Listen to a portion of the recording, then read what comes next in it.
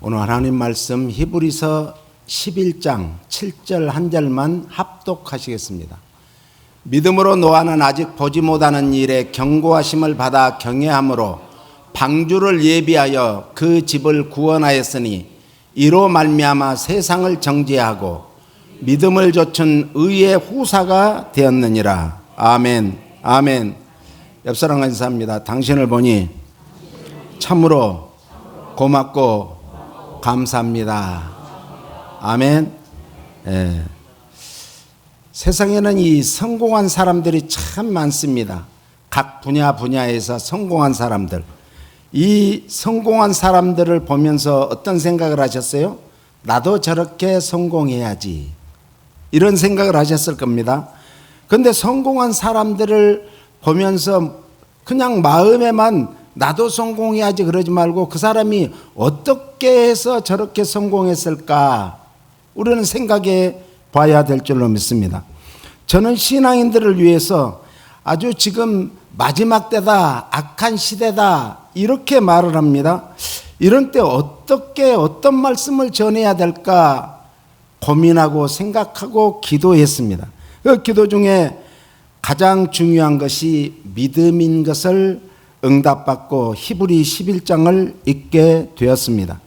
믿음은 아브라함을 중심으로 해서 아브라함 이전의 믿음의 선진들과 아브라함 이후의 믿음의 선진들을 계속해서 이제 창세기로부터 이제 나오는데 그 모든 구약에 나오는 인물의 중심들을 히브리 11장에다 다 모아놨어요.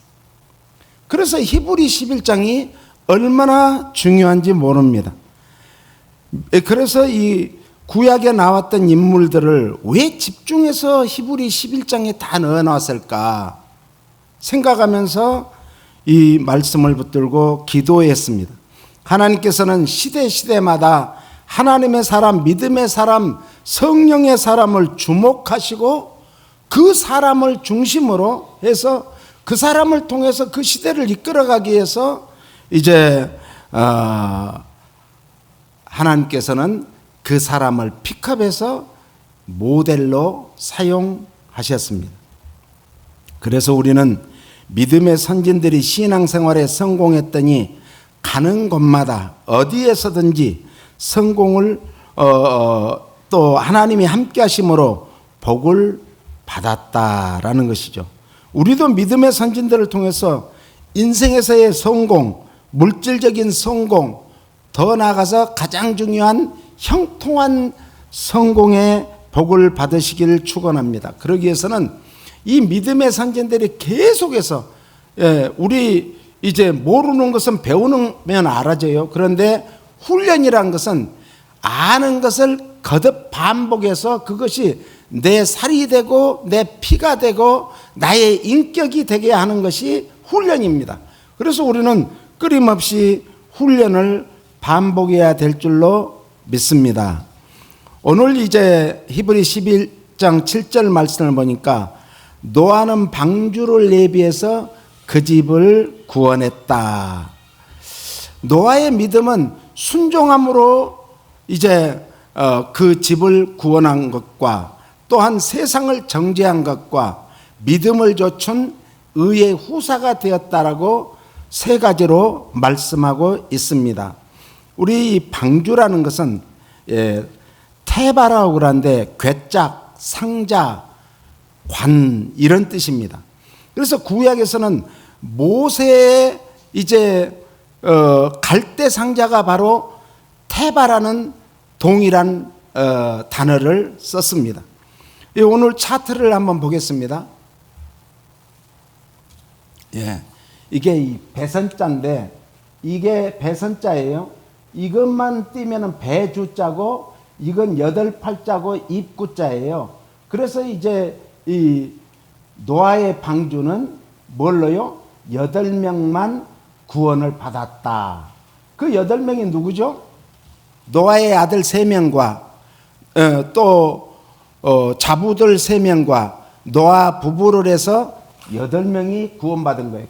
그래서 이 세상에 이제 노아를 통해서 하나님이 놀라운 은혜와 축복을 하시는데 제2의 이제 인간을 창조하는 모든 인간은 다 죽었습니다. 동식물도 그 노아의 방주에 들어가지 않는 사람은 동물은 다 죽었습니다. 그런데 들어간 그 노아의 가족과 그 동물들만 살았다는 거죠. 그때가 노아가 480세인데 그때 방주를 짓도록 명령을 받았고 120년 후에 방주를 짓고 구원을 받았습니다. 그리고 노아가 이제 600세에 되던 때 그거의 완성이 되었던 것입니다. 오늘 이 홍수 뒤에 오늘 노아는 몇 년을 더 살았는가? 350년을 더 살고 905세에 이제 하나님의 부름을 받게 됩니다. 그 다음은요. 이게 이제 노아 방주의 여러 가지 형태의 이 사이즈라든지 어떻게 그 방주가 지어졌는가 그런 것에 대한 기본적인 내용입니다. 그 다음에 이게 이제 여기 보면은 노아의 방주의 이제 전체적인 크기와 내용이 나오는데 이제 노아의 방주에는 문이 하나밖에 없습니다. 문. 왜 문이 하나일까요? 구원이 오직 예수 그리스도를 통해서만 구원받는다라는 것을 말해주고, 그래서 구약에 보면은 이제 이스라엘 백성들이 출애굽 이후에 뭘 하죠? 광야 생활을 하면서 텐트 생활을 합니다. 이 텐트 생활을 하는데 그 텐트를 만들 때도 문은 하나였어요. 어느 쪽으로요? 동쪽으로 하나만 문을 내놓았던 거예요. 그래서 이제 노아의 방주의 크기가 어느 정도 크냐? 이 지금 우리 그 축구장 한 반이 좀 안 돼요. 반 정도 돼요. 축구장. 우리 축구장이죠. 큰 축구장. 그 반 정도 됩니다. 그래서 우리는 구원은 두 군데도 있고 세 군데도 있는가? 아니에요. 오직 구원은 예수 그리스도밖에 없음을 말해주고 있습니다. 요한복음 10장 9절 말씀을 한번 읽어봐요. 내가 문이니 누구든지 나로 말미암아 들어가면 구원을 얻고 또는 들어가며 나오며 무엇을? 꼴을 얻으리라. 그러니까 오늘 예수님께서는 뭐라고 했어요? 내가 곧 문이니. 주님의 그 안으로 들어가야 된다는 거예요. 로마서 10장 13절이요. 누구든지 주의 이름을 부르는 자는 구원을 얻으리라. 주의 이름을 불러야 구원을 얻어요. 그러니까 주님을 찾아야 돼요. 늘 우리는 주님을 찾고 찾아서 주님을 만나야 될 줄로 믿습니다. 그래서 오늘 우리는 노아의 방주를 보면서 나는 오직 예수 그리스도를 잘 믿고 예수 그리스도만을 잘 따라야 되겠다. 그리고 힘들고 어려울 때마다 예수님을 찾고 예수님 이름으로 기도해야 되겠다는 그런 믿음을 가져야 될 줄로 믿습니다. 오늘 이 노아가 이제 방주는 노아가 대홍수 기간에 노아 가족과 동물들을 보존하기 위해서 하나님의 명령하신 대로 이제 순종해서 만든 배입니다. 이 배는 이 노아의 방주는 나무 상자다 이런 거예요. 나무 상자. 문이 하나밖에 없어요. 나무 상자 같잖아요. 나무 상자다. 왜 그랬을까요? 하나님은 멀리 보시고 앞으로 이 세상이 다 물로 심판되어질 그날을 바라보시고 노아의 방주를 짓도록 하셨어요. 그리고 이 마지막 때 우리가 구원받기 위해서는 날마다 믿음의 주여 또 온전케 하시는 이인 예수님만 바라보고 우리가 믿음 생활을 해야 이 세상은 이제는 뭘로요? 절대로 물로 심판을 하지 않는답니다. 뭘로 심판해요? 이제 불로 심판을 그때 이 세상이 다 불로 탈 때 하나님께서는 주님만 바라보고 주님만 쫓아가고 주님만 의지하고 주님만 믿은 그런 귀한 성도들을 공중으로 끌어올려 가실 줄로 믿습니다. 하나님께서 이 노아의 방주는 직접 설계하셨어요. 노아 네가 좀 설계 좀 해 한 게 아니에요.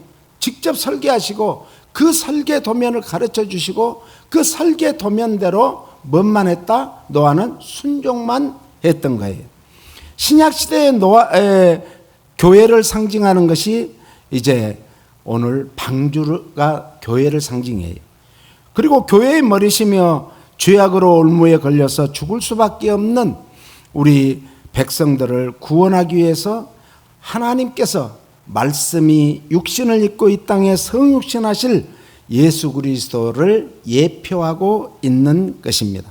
노아의 방주는 이제 마태복음 24장 37절을 같이 읽습니다. 같이요. 노아의 때와 같이 인자의 임함도 그러하리라. 그 다음에요. 홍수 전에 노아가 방주에 들어가던 날까지 사람들이 먹고 마시고 장가들고 시집가고 있으면서 홍수가 나서 저희를 다 멸하기까지 깨닫지 못하였으니 인자의 임함도 이와 같으니라. 그러니까 오늘 아무리 세상이 망한다고 해도 구원의 방주는 준비되었다. 그래서 이제 요한계시록에 보면 도피성이라는 제도를 뒀어요.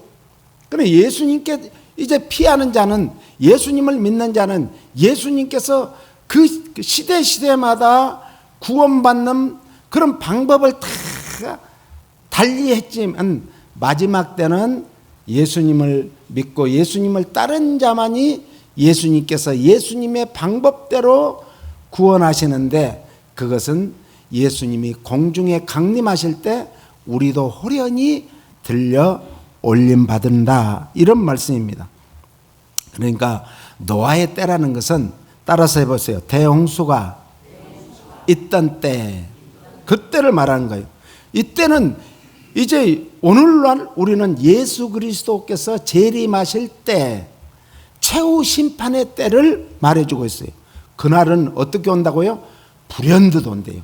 돌연히 온대요. 갑자기 임한다는, 이 말은 무슨 말이에요? 전혀 예측할 수 없다는 거예요.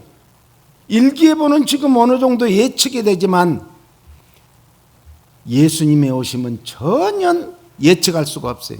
오직 했으면 예수님이 아버지만 아시고 나도 모른다. 예수님이 왜 모르겠어요? 하나님이신데.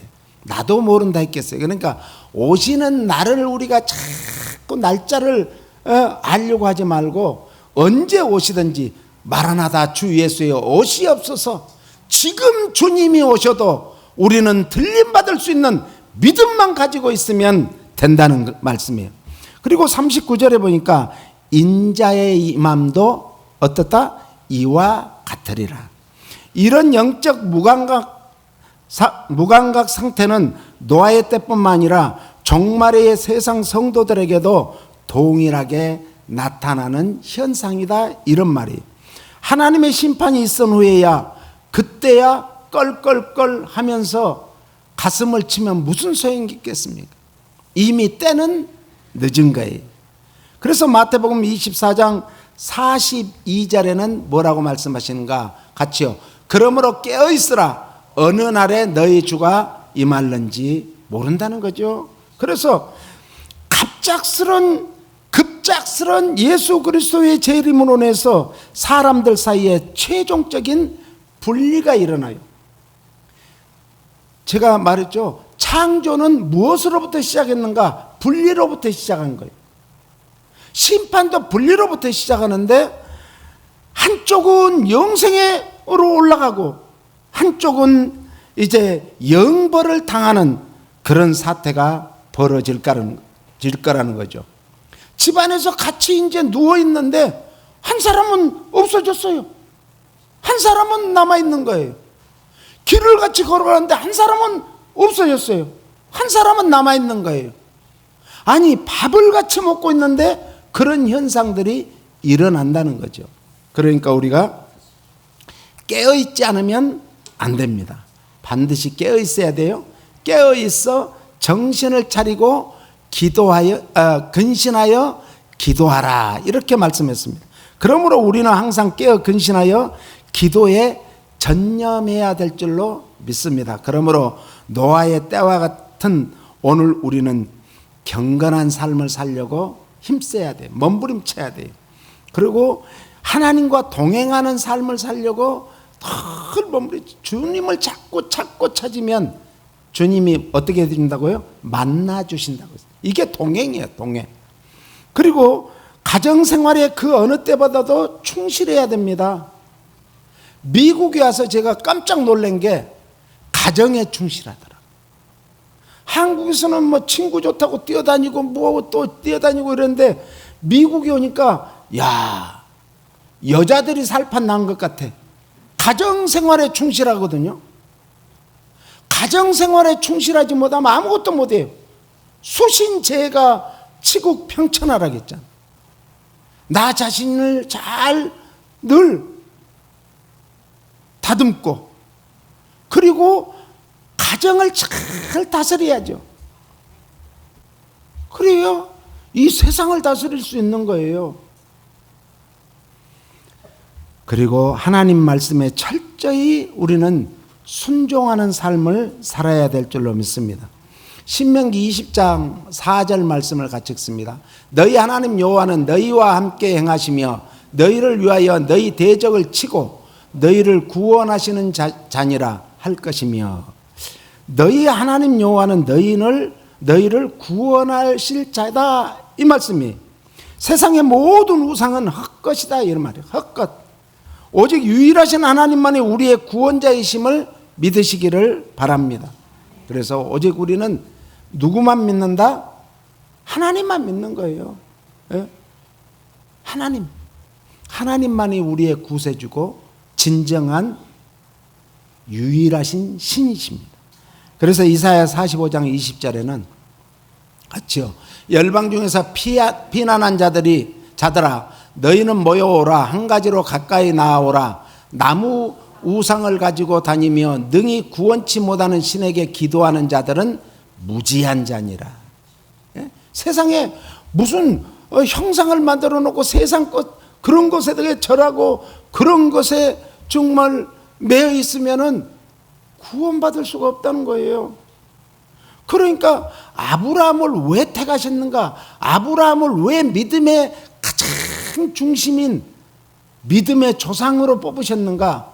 아브라함 아버지가 누구였어요? 데라였어요. 데라는 뭐 하는 사람이요? 우상 장사를 하던 사람이요. 그런데 어느 날 아브라함이 가보니까 이제 아브라함아, 내가 밖에 이제 이걸 우상을 누가 샀다고 하니까 딜리버리 하고 올게. 네, 잘 지키고 있어. 그런데 아브라함이 아무리 생각해도 이 우상에게 가서 야, 너 살았어? 여기 가서 살았어? 하고 다 해봤는데 말도 없고 표정도 안 바뀌고 이게 뭐야? 그래서 그냥 막대기를 갖다가 다 그냥 쓰러뜨렸어요. 그랬는데 깜짝 놀래가지고 이것들이 일어나야 되는데 그대로 있는 거예요. 아, 이건 헛것이구나. 헛것인가. 그걸 깨닫게 된 거예요. 그러면서 아브라함을 그때부터 하나님이 믿음을 이제 뭐 그전에도 주셨는지 모르겠지만 그때부터 하나님이 아브라함을 불러서 야, 너는 갈대 우르를 떠나 내가 내게 지시할 땅으로 가라 그런 거예요. 오늘 이 주일이 참 얼마나 소중한 날이에요. 엿새 동안 힘써 일하는 사람은 오늘은 쉬어야 되는 거예요. 쉬는 날이에요. 오늘은 쉬는 날. 그런데 이 날은 하나님 앞에 우리가 예배를 드림으로 하나님을 만나고 하나님이 주시는 복 받는 날이에요. 할렐루야.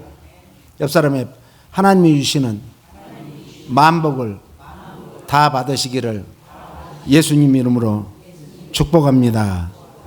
특히 여기에 보니까 열방 중에서 하나님께서 회개한 이방인을 찾고 계신다 이런 뜻이에요. 열방 중에서라는 말은 이스라엘 백성이라고 무조건 구원받는 것이 아니다 이런 뜻입니다. 오직 회개에 합당한 열매를 맺는 자만이 구원에 참여할 수가 있습니다. 이방인이라고 당시에는 다 구원받지 못한다고 했어요? 그게 그 말이 아니에요. 회개하여 예수 그리스도를 믿음으로 구원을 받게 됨을 믿으시기를 바랍니다.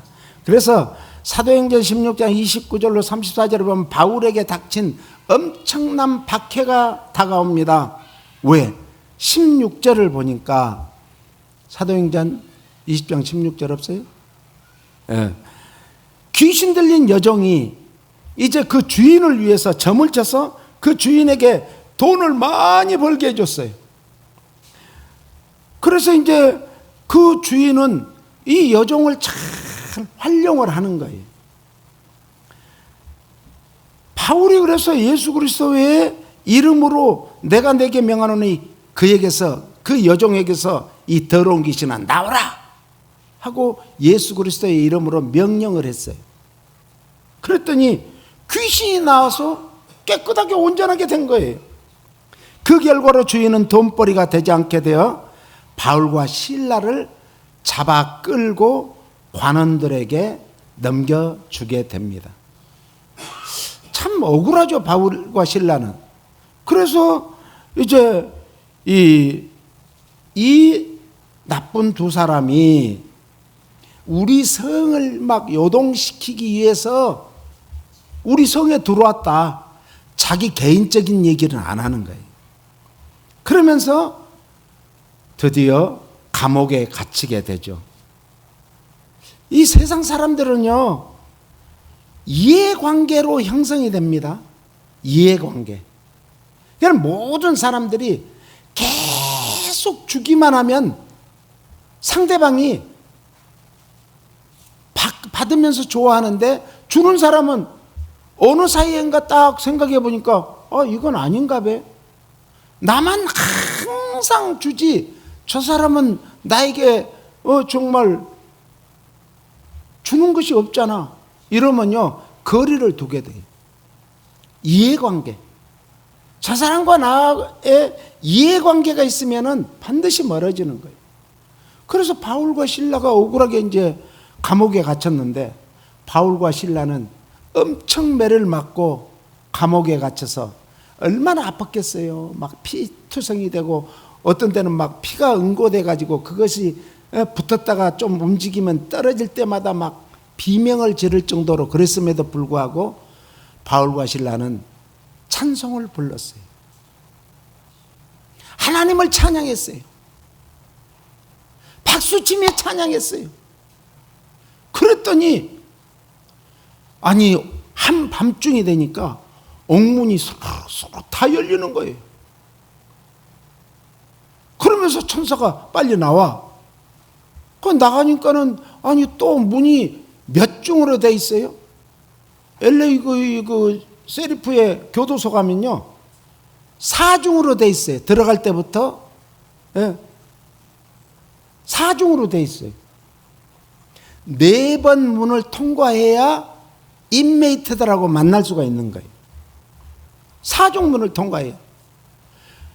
아마 거기 이 로마 감옥도 그랬을 것 같아요. 로마 시대. 그런데 다 풀려 있는 거예요. 간수가 밖에서 이 감옥을 지키는 사람이 뭐 했어요 지금? 뉴캐슬병에 걸린 거예요. 그냥 졸고 있었던 거예요. 그런데 갑자기 사람들이 막 우르르니 나오는 거예요. 깜짝 놀래가지고 이거 이래서 안 되겠구나. 그리고 자기가 차고 있던 칼을 자기 목에 댄 거예요. 내가 살지 못한다 이제. 내가 죽어야지. 그런데 바울과 신라가 그걸 보고는 네 손대지 마. 우리 다 제자리에서 걱정하지 마. 너 안 죽어. 그러니까 이게 신이냐 사람이냐. 그리고 바울의 바짓가랑이를 붙들고 애원을 하는 거예요. 뭐라고 하죠? 어떻게 해야 구원을 얻을 수 있네? 아주 전도가 돼버린 거예요.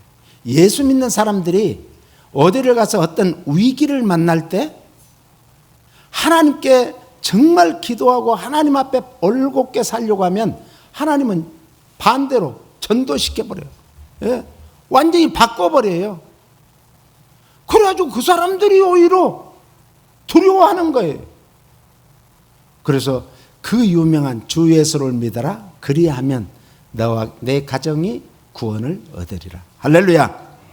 오늘 우리가 내가 정말 하나님 앞에 바로 서려고 하면 우리 가정을 돌보게 돼 있고, 더 나아가서 우리 가정뿐만 아니라 우리의 이웃들과 관계되는 사람들을 구원하게 될 줄로 믿습니다. 그래서 우리는 어떤 관계로 이 성도들은 모여야 되는가? 따라서 복음 관계로, 구원 관계로, 은혜 관계로 모여야 합니다. 믿음 관계로 모여야 합니다. 그 관계로 오늘 이 자리에 여러분들이 나오셔서 함께 하나님 앞에 예배 드리는 줄 믿습니다. 우리의 진정한 구원자는 그래서 누군가? 하나님이시다. 하나님이시. 그러므로 오늘 우리의 구원의 길은 예수 그리스도이심을 믿으시기를 바랍니다. 그래서 사도행전 4장 12절 말씀에는 같이요. 다른 이로서는 구원을 얻을 수 없나니 천하 인간의 구원을 얻을 만한 다른 이름을 우리에게 주신 일이 없음이니라 하였더라. 여기서 구원을 다른 이로서는 구원을 얻을 수 없나니, 이거는 구원을 얻는다는 것은 헬라어로 소데나이라고 그러는데 이 동사인데요. 이것은 따라서 물리적 치유와 영적 구원을 뜻합니다. 우리가 그래서 어떤 치유함을 받기 위해서는 이 정말 놀라운 예수 그리스도의 구원의 역사가 있어야 치유가 되는 거예요. 오늘 이런 치유함이 있기를 예수님 이름으로 축원합니다. 육적인 치유가 필요합니다. 우리에게는 정신적인 치유가 필요합니다. 마음의 아픔과 상처 있는 치유를 받아야 돼요. 목사라도 치유받아야 돼요. 그렇지 않고 목회를 하면은 성도들을 아프게 하고 죽이는 거예요. 가정에서 가장이 치유함을 받아야 돼요. 가장이 치유받지 못하면 가정을 그냥 힘들게, 가족들이 다 힘들어. 뿔뿔이 흩어져요. 그래서 우리는 정말 하나님 앞에 엎드려서 내가 치유받아야 되겠다는, 정말 이게 우리 헌신의 힘을 다해야 될 줄로 믿습니다. 더 나아가서 영적 구원은요, 이 육신의 생명이 끊어지는 것은 괜찮아요. 뭐 먼저 왔다고 먼저 가는 것 아니고 늦게 와서도 늦게 갈 수 있잖아요. 언제 갈지는 아무도 몰라. 그러니까 우리가 신앙생활을 잘 해야 될 것은 나는 나이가 많으니까 곧 갈 테니까 열심히 해야지. 이것도 중요한데 더 중요한 것은 나는 젊은데 아직 멀었지? 아니에요. 아무도 모릅니다.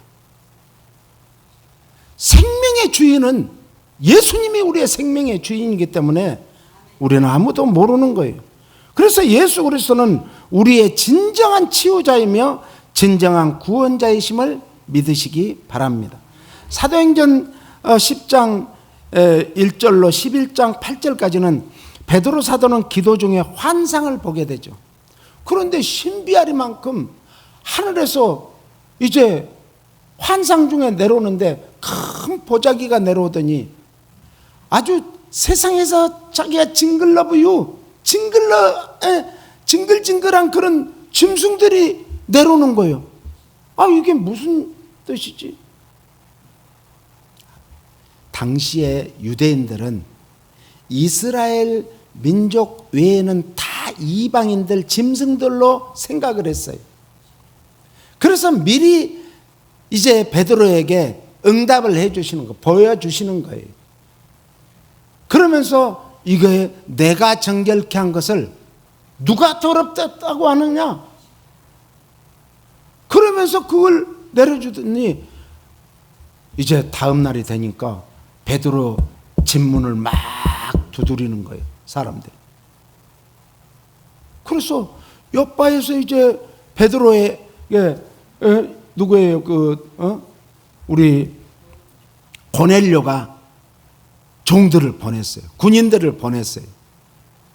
그래가지고 우리 집에서 지금 고넬료라는 백부장이 계시는데 우리 주인이 당신을 좀 모시고 오라 합니다.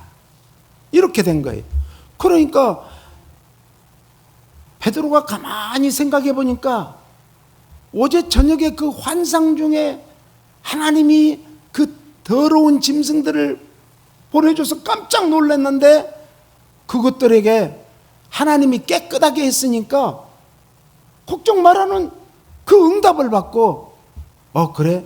그래서 드디어 따라가게 되었다라는 그런 뜻이죠. 오늘 바울의 회심과 더불어 기독교의 세계적 확산을 위해서 기틀을 마련한 역사적인 사건이 바로 고넬료와 베드로의 만남입니다. 우리는 만남이 참 중요합니다.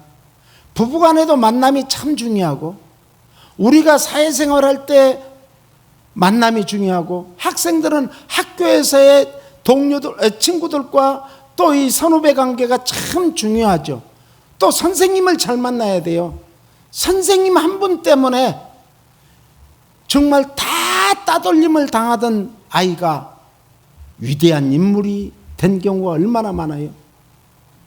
에디슨은 이 전기를 발명한 에디슨은 뉴저지에서 태어나서 학교를 엄마가 보냈는데 국민학교 3학년밖에 안 다녔어요. 그런데 학교에서 선생님이 엄마를 불렀어요. 그래서 부랴부랴 다 제쳐놓고 자식 일이라 뛰어간 거예요, 엄마가. 그랬더니 이 아이는 우리가 못 가르칩니다. 이 아이는 전능하라. 전능하기 때문에 못 가르친다는 거예요. 그래서 집에 데리고 가서 가르치든지 이거는 엄마가 알아서 하라고. 엄마가 볼 때는 얘는 전능아가 아니에요. 이 세상 학문은요, 학교에서 가르치는 것은요, 평준화된 그 학문만 가르치는 거예요. 평준화된.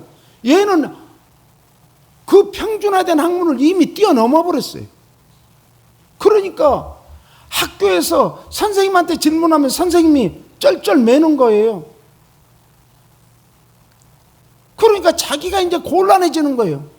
애들은 선생님이 저런 질문을 어떻게 받지 했는데 질문을 제대로 답을 하지 못하는 거예요. 그래서 어머니가 기도하면서 에디슨을 집에서부터 가르쳤습니다. 어느 날 에디슨하고 찾았는데 소리도 안 나고 어디 있는 줄 몰랐는데 닭장에 가니까 이제 알을 품고 있는 거예요. 이거는 정상적인 애겠어요? 우리가 생각할 때는.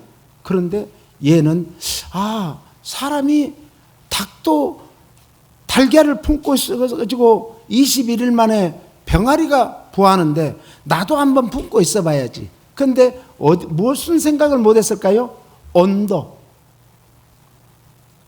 온도를 생각 못한 거예요. 그렇게 품고 있다가 엄마가 빨리 와서 밥 먹어라. 그 밥도 먹고. 에디슨 시에 가보니까 전에 이제 한국 사람이 에디슨 시의 시장이 됐어요. 그래서 우리가 이제 거기 총회가 있어서 갔는데 에디슨 시장이 이제 초청을 해갖고 가봤어요.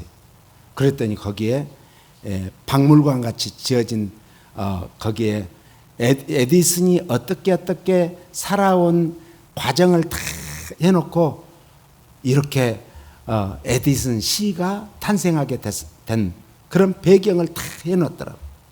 아무튼 이 베드로가 그런 환상을 보고 그리고 고넬료를 만난 이 사건이 기독교 역사상 바울의 회심 다음에 두 번째로 큰 사건이었어요. 고넬료라는 뜻은 뿔, 창, 능력 이런 뜻입니다. 백부장 고넬료는 어떤 사람이었는가? 기도의 사람이요, 믿음의 사람이요, 온 집으로 더불어 구제하는 사람이었어요. 어려운 사람들을 구제해 주는 사람. 그리고 가정적인 사람이었어요. 정말 가정을 끔찍이 아꼈던 사람이에요. 그리고 화목하는 사람이었습니다. 마태복음 5장 9절 말씀을 같이 읽어볼까요? 화평케 하는 자는 복이 있나니 저희가 하나님의 아들이라 일컬음을 받을 것이며. 어디를 가든지 우리는 어떤 사람이 되야겠어요? 옆 사람에게 피스메이커가 됩시다. 그러므로 당신은 하나님의 자녀입니다. 할렐루야. 하나님의 자녀는 어디를 가든지 피스메이커가 돼야죠. 교회에서만 피스메이커가 되면 안 돼요. 가정에 가서도 가정을 화목케 하는 피스메이커. 직장에 가면 직장에서도 피스메이커. 사업장에 가면 사업장에서도 피스메이커. 세상에 나가서도 피스메이커가 돼야지 어그리 메이커가 되면 안 된다는 거죠. 고넬료는 영적으로 아주 갈급한 사람이었습니다. 마침내 고넬료와 온 가정이 구원을 받았음을 믿으시기를 바랍니다. 오늘 우리는 방주로 들어가야 합니다. 방주는 구조선입니다. 키도 없습니다. 너도 없어요. 속력도 낼 수 없어요. 방주는 하나님이 운행하실 뿐입니다.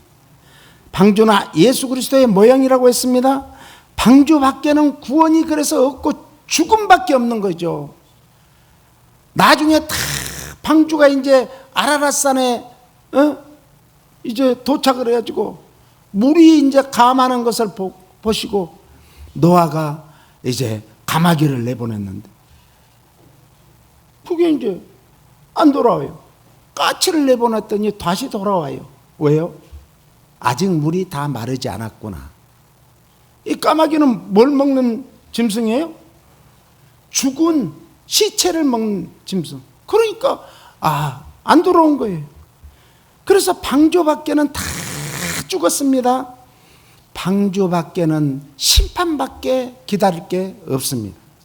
방주 안에는 구원과 생명이 있기 때문에 그렇습니다. 요한복음 14장 6절 말씀 우리가 잘 알죠? 예수께서 가라사대 내가 곧 길이요 진리요 생명이니 나로 말미암지 않고는 아버지께로 올 자가 없느니라. 이 말씀은 나 외에는 길도 없고 진리도 없고 생명도 없고 구원도 없어, 이런 말이에요.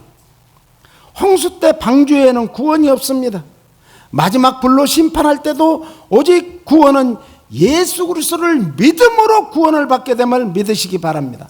그래서 로마서 10장 9절로 10절은 이렇게 말합니다. 같이요.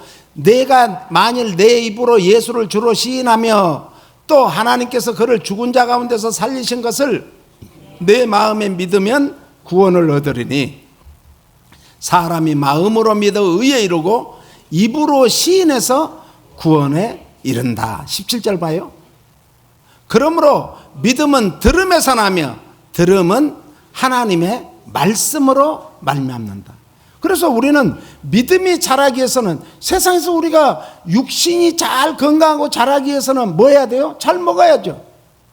그런데 영적으로 우리가 성장하고 영적으로 자라기 위해서는 하나님 말씀을 먹어야 되는 거예요. 그래서 매일매일 날마다 우리가 음식 먹듯이 날마다 하나님 말씀을 우리는 먹어야 되는 거예요. 그래서 이 말씀을 읽는 자가 복이 있고, 읽을 때도 눈으로만 읽지 마세요. 어떻게 읽으라고요?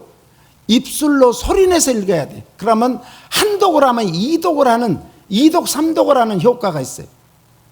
이 말씀을 읽는 자가 복이 있고, 이 말씀을 듣는 자가 복이 있고, 이 말씀대로 살려고 몸부림치는 자가 복이 있다고 했습니다. 이런 믿음으로 고백하시고 구원 영생의 복 받기를 예수님 이름으로 축복합니다. 오늘 제가 숙제를 내는데요. 숙제.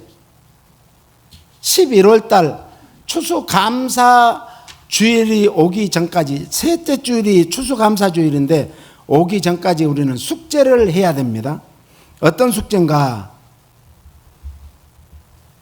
금년 1월 1일부터 지금까지 감사 조건을 찾아서 적습니다. 일일이 적어보세요. 예? 저는 지금 한 30여 가지 넘게 적어지더라고요. 근데 계속 적을 거예요. 저도. 그래서 자기에게 감사의 조건이 무엇이었는가를 한번 적어보세요. 그러면요, 적으면서 은혜 받아요. 아, 이런 감사도 나에게 하나님이 주셨구나. 아, 저런 감사도 나에게 주셨네. 자기가 놀라는 거예요. 이 숙제를 해서 하나님께 영광 돌리고 하나님께 복 받기를 예수님 이름으로 축원합니다. 그렇습니다, 주님. 오늘 우리는 이 세상에 살면서 우리의 생각과 뜻이 옳은 줄 알았지만 하나님 말씀보다 더 옳은 것은 없는 줄로 깨닫고 믿습니다. 그러므로 우리가 하나님 말씀에 온전히 순복하여 하나님 말씀대로만 사는 저희들 되게 하여 주시옵소서. 예수님 이름으로 기도합니다. 아멘.